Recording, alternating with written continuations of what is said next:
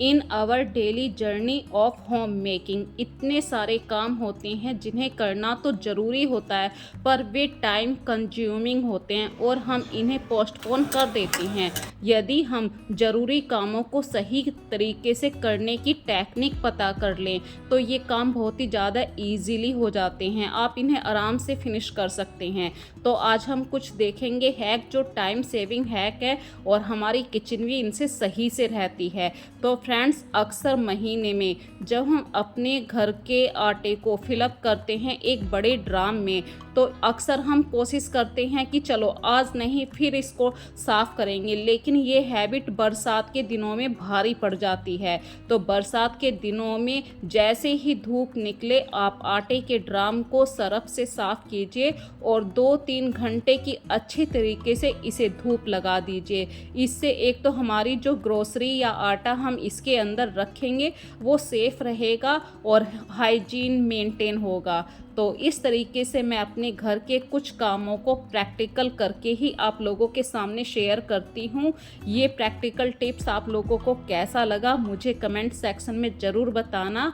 जब ड्राम सूख जाए तभी आप उसमें आटा भरिए, इससे ये आटा काफ़ी सेफ रहेगा, किसी भी इंसेक्ट से बचा रहेगा। इसी तरीके से बरसात के दिनों में अक्सर रात के वक्त में बहुत ज़्यादा कीड़े आ जाते हैं और दिन में मक्खियाँ परेशान करती हैं। जैसे ही आप विंडो को ओपन कर देते हैं या अच्छी हवा आने के लिए दरवाज़ों को खोल देते हैं तो बरसात के दिनों में मक्खियाँ आ जाती हैं और मक्खी से हर कोई परेशान हो जाता है। तो फ्रेंड्स, मक्खी को दूर भगाने के लिए आप अपने घर में जो दिवाली वाले दिए होते हैं इन्हें गैस पे अच्छी तरीके से गर्म कीजिए और फिर जो पूजा वाली कपूर होती है उसे हाथ से मैश करके सारे घर में इस धुएं को फैलने दीजिए। ज़्यादा और भी इफ़ेक्टिव करने के लिए आप इसके अंदर तेज पत्ते को हल्का सा तोड़ के चूरा करके इसके अंदर डाल सकते हैं। याद रखिए, आपको ये जलाना नहीं है, सिर्फ इसके धुएं को पूरे घर में फैलने दीजिए। और मक्खी हमेशा घर के अंदर, किचन के अंदर जो सब्जियों का कूड़ा होता है उसी के कारण आती हैं, तो सब्जियों के छिलकों को तुरंत वहाँ से हटाइए। अगली बात आप लोगों के साथ शेयर करना चाहती हूँ, अक्सर जब हम ग्रोसरी मंगवाते हैं तो मैदा भी आती है हमारे घर में। तो मैदा को बरसात के दिनों में कभी भी ऐसे ही मत रखिए, उसे छान के ही फिल करिए अपने घर के ग्रोसरी वाले कंटेनर में। तो बरसात में छोटी छोटी बातों का ध्यान रखना पड़ता है, जैसे मैदा हो गई, सूजी हो गई। इसी तरीके से फ्रेंड्स, जब हम ग्रोसरी को फिलअप करते हैं या तो अपनी किसी टेबल के ऊपर रख कर फिलअप करते हैं, तो जो हमारा डाइनिंग टेबल का मैट है वो गंदा हो गया है, तो यहाँ पे देखिए ज़रूरी नहीं है कि आप हमेशा डाइनिंग टेबल का कपड़ा ही बिछाएं, आप कोई पुरानी बेडशीट को भी बिछा सकते हैं। पुराने हमारे घर के जो पर्दे होते हैं वो यूज़ नहीं आ रहे होते हैं, तो उन पर्दों को भी आप टेबल पर कवर की जगह यूज़ कर सकते हैं। इस तरीके से छोटी छोटी बातों से ही घर बनता है और छोटे छोटे से हैक हमेशा मैं आप लोगों के साथ शेयर करती रहती हूँ। बात करते हैं यहाँ पे क्लीनिंग की। अक्सर जब हमारी डाइनिंग टेबल पे जो हम मनी प्लांट का नेचुरल प्लांट से डेकोरेट करते हैं, उनके जो पत्ते होते हैं उन पर भी डस्ट आ जाती है, छोटे छोटे से रोए के कण बैठ जाते हैं। तो या तो आप इसे पानी से धो सकते हैं, अदरवाइज़ इसके पत्तों को किसी कपड़े से साफ़ कर दीजिए। अगली बात आप लोगों के साथ शेयर करना चाहती हूँ, बरसात के दिनों में यदि आप फिर भी मक्खियों से परेशान हैं, मैं एक दूसरी टेक्निक और आप लोगों के साथ शेयर करना चाहती हूँ।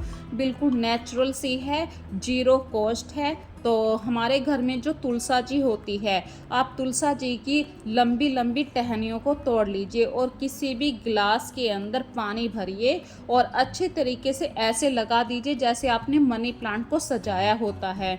अब जहाँ जहाँ आपको लगता है कि तुलसा जी मैं कहाँ रख सकती हूँ, जैसे कि डाइनिंग टेबल पर आप आराम से तुलसा जी को रख सकते हैं। सिंक के पास आप करी पत्ते वाले गिलास को रख सकते हैं, क्योंकि तुलसा जी की जो स्मेल होती है, जो खुशबू होती है, इससे मक्खियाँ दूर भागती हैं। तो ये छोटी छोटी सी बातों से भी हम अपने घर को सजा सकते हैं, इंसेक्ट से फ्री रख सकते हैं। और बरसात के दिनों में यदि कीड़े ज़्यादा परेशान कर रहे हैं तो आप करी पत्ता, नीम पत्ता, तेज पत्ता, इन सब चीज़ों का भी इस्तेमाल कर सकते हैं। यहाँ तक कि जो कपूर की गोलियाँ होती हैं, जिनको आप अपने घर में कपड़ों के अंदर डाल देते हैं, इसकी स्मेल से भी मक्खियाँ दूर भागती हैं। इसकी स्मेल से लीजर्ड जो हमारे घरों में छिपकली आ जाती है वो भी दूर चली जाती है। तो तेज पत्ते का भी बहुत बड़ा फ़ायदा है हमारे घर में।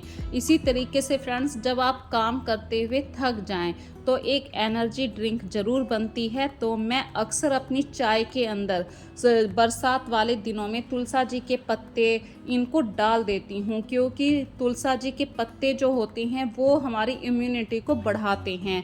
यदि आपको और भी ज़्यादा थोड़ा सा स्वाद अलग चेंज करना है तो आप गिलोय के पत्तों को भी डाल सकते हैं। ये कुछ ऐसी नेचुरल हर्बल चीज़ें होती हैं जो आपकी इम्यूनिटी को बढ़ाती हैं, बिल्कुल नेचुरल ढंग से ही।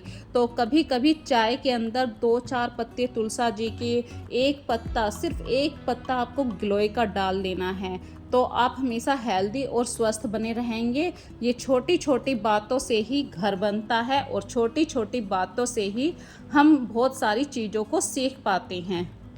इसी तरीके से हमारे किचन में बहुत ऐसे बर्तन निकल आते हैं जिनकी हमें डेली ज़रूरत नहीं पड़ती है। तो जो ऐसे बर्तन हैं, बरसात के दिनों में इन्हें कपड़े से पोंछ के रख दीजिए। यदि कोई टिफ़िन निकला हुआ है तो टिफ़िन का जो अंदर वाले स्टैंड होता है, आप उसे उसी के अंदर रखिए। इससे क्या होगा, कभी भी टिफ़िन की ज़रूरत होगी तो वो स्टैंड हमेशा आपको वहीं मिलेगा। ये छोटी छोटी बातों से ही किचन आपकी हमेशा सही से ऑर्गेनाइज मिलती है। इसी तरीके से फ्रेंड्स, बरसात में जब आप सब्जियों को ऑर्गेनाइज करें अपने फ्रिज में, तो पहले सब्जियों को धो के सुखा लीजिए, क्योंकि गीली सब्जियां अक्सर बहुत जल्दी सड़ जाती हैं। और गीले कपड़े पे या सूखे कपड़े से ही सब्जियों को पोंछ के अच्छी तरीके से जब भी आप किसी बर्तन के अंदर रखें, यदि फ्रिज में सब्जी रखने का कोई कंटेनर नहीं आपके पास, तो आपकी किचन में बहुत सारे ऐसे बर्तन होते हैं, उन बेकार बर्तनों का यूज़ हो जाता है। इस तरीके से आप अपने फ्रिज को हमेशा ऑर्गेनाइज भी कर सकते हैं और अपनी सब्जियों को सही से रख भी सकते हैं। और बारिश के दिनों में जब भी आप फ्रिज को खोलें, दिन में एक बार ज़रूर उसे अच्छी तरीके से वाइप कर दीजिए। छोटी छोटी बातों से आपका घर हमेशा साफ़ सुथरा बना रहता है। और फ्रिज के अंदर जो भी फालतू प्लेटें होती हैं उन्हें तुरंत वहाँ से निकालिए।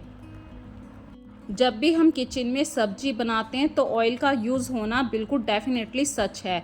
तो ऑयल वाले कंटेनर को जितनी भी बार आप यूज़ करें उस पर कपड़ा ज़रूर लगाएं। और जो भी हमारे पास पुरानी किसी भी बर्तन की लीड होती है, ढक्कन होता है, उस ढक्कन के ऊपर ही आप अपने ऑयल वाले कंटेनर को रखिए। इस तरीके से छोटी छोटी सी बातों से हमारी किचन साफ़ रहती है। और फ्रेंड्स, यहाँ पे एक छोटी सी और बात बताना चाह रही थी। आप जब मसालेदानी से सारे मसालों को सब्जी के अंदर डाल दें तो तुरंत के तुरंत ही बरसात में उसे बंद कर दीजिए और उस पर कपड़ा लगा के रखिए। इससे एक तो मसाले आपके नमी से दूर रहेंगे, क्योंकि नमक बहुत जल्दी नमी को पकड़ता है।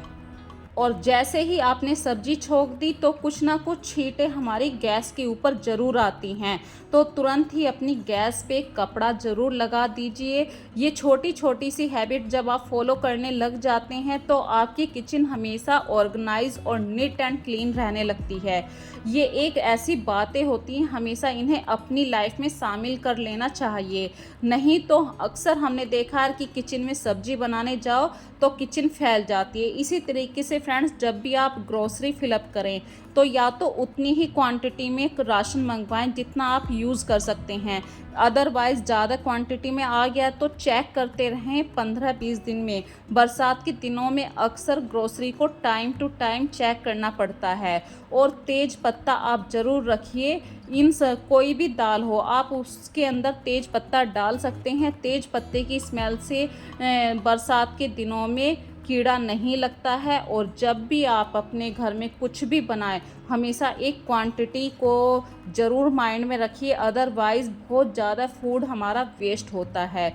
तो यहाँ पे एक छोटी सी बात है, नमक का कंटेनर आप जब भी यूज़ करें उसे बिल्कुल टाइट बंद कर दीजिए और कांच के बर्तन में, कांच के कंटेनर के अंदर नमक को फिलअप कीजिए। ये ऐसी बातें होती हैं बरसात के दिनों में, कांच के अंदर यदि आप नमक को रखते हैं तो वो सेफ़ रहता है। यदि आप उसे स्टील के बर्तन में भरते हैं, स्टील के डिब्बे में भी रखते हैं नमक को, तो कहीं ना कहीं बरसात के दिनों में नमक भी गीला गीला सा होने लग जाता है। और बारिश के दिनों में कपड़ों पर ना बोलूँ मैं तो ऐसा तो हो नहीं सकता फ्रेंड्स, क्योंकि मेरे घर में बहुत ज़्यादा कपड़े मैं हमेशा धोती हूँ। तीसरे दिन से ज़्यादा मैं बेडशीट को नहीं रख पाती हूँ। और 2 बेड हैं तो कभी ऊपर वाले बेड की बेडशीट आ गई या पर्दे आ गए, इस तरीके से कुछ ना कुछ कपड़ों का जो बोझ होता है वो मैं हमेशा हल्का रखना चाहती हूँ।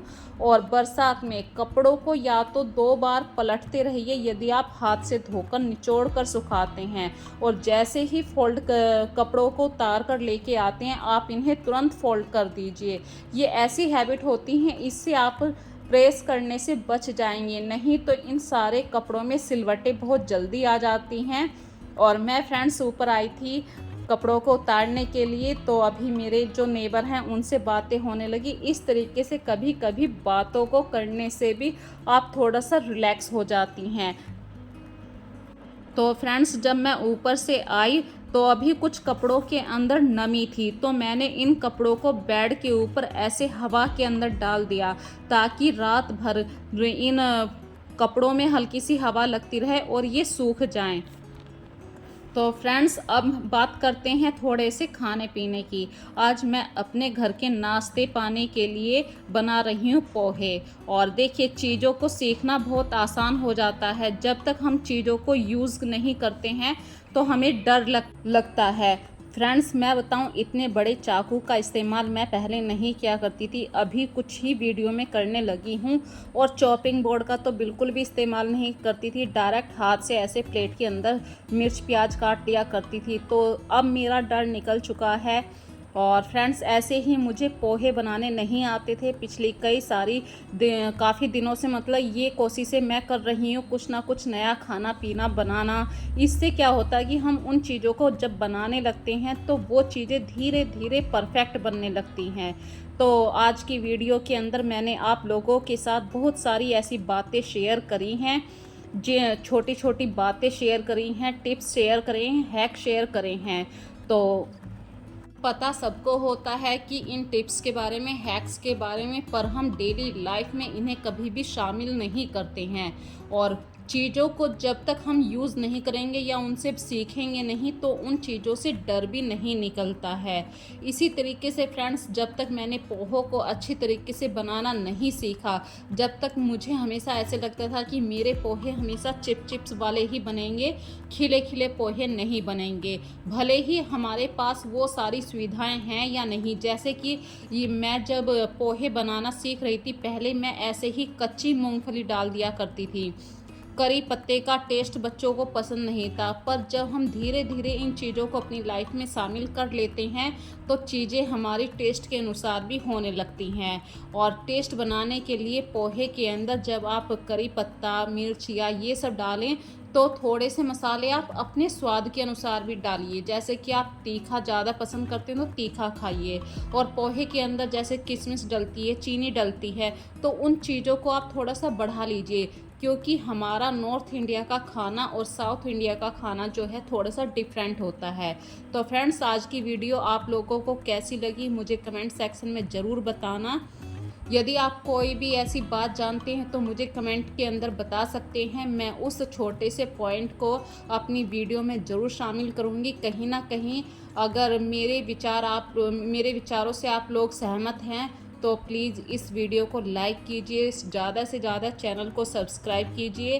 फिर मिलेंगे एक नई वीडियो में नए मोटिवेशन के साथ। तब तक के लिए फ्रेंड्स अपना ध्यान रखिए। So take care friends, bye bye.